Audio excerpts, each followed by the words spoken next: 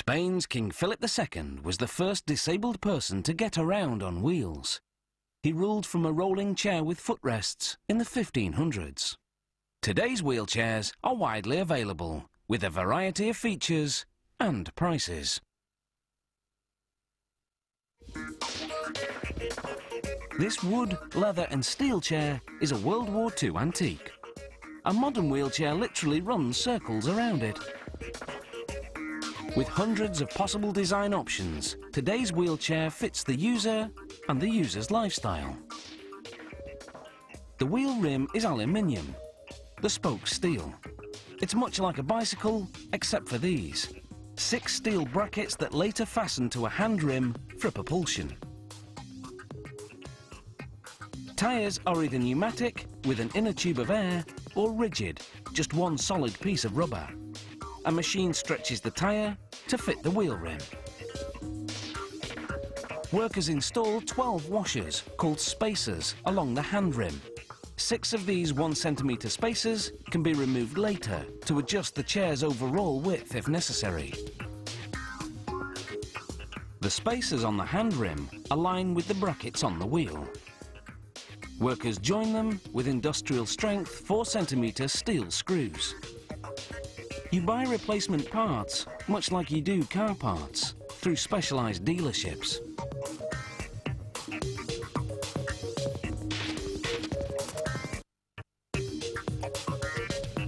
Bearings make the wheels roll with ease. Installing them is a delicate operation. Workers use special custom tooling to insert the bearings with extreme precision.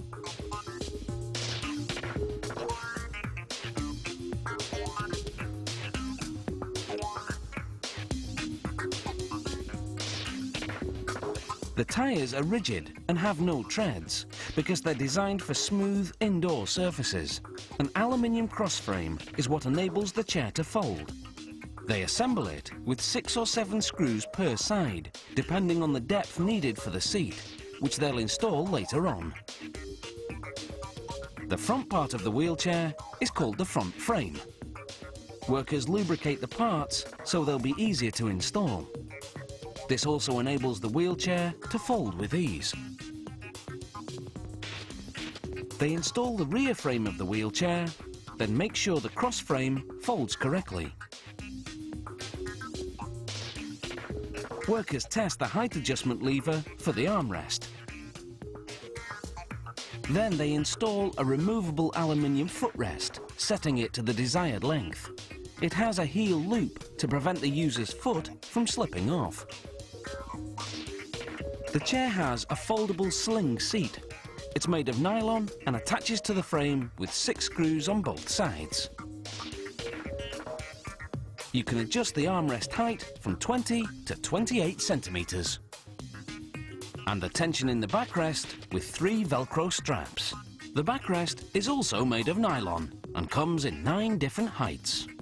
Workers insert the wheel axle into the frame, adjusting it to fit with the optional features of the chair, such as a particular style of armrest.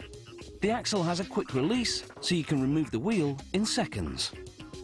The plastic and aluminium hand lever is a parking brake.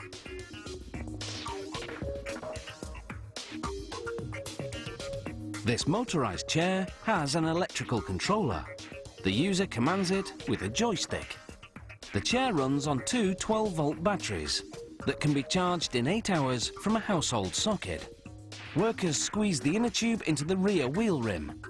The air valve slips through and the front and back parts attach with screws. Now the rear wheel can go onto the motor. They attach the seat and the joystick box, which has on-off and speed control switches. The battery pack provides 85 amps an hour. That's enough power for 16 hours or 40 kilometres. The batteries connect to the charger and controller to power up the wheelchair.